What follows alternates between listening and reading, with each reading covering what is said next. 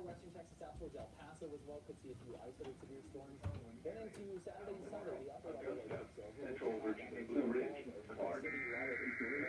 Morning could lead to additional flooding concerns over parts of eastern Pennsylvania.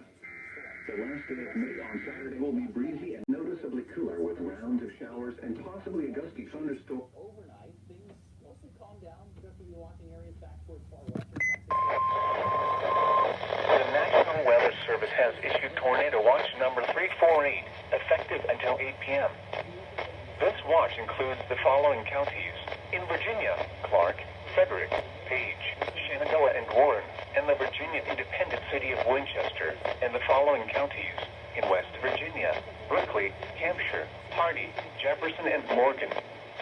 Remember, a tornado watch means the conditions are favorable for the development of severe weather, including tornadoes, large hail, and damaging winds in and close to the watch area. While severe weather may not be imminent, persons should remain alert for rapidly changing weather conditions and listen for later statements and possible warnings.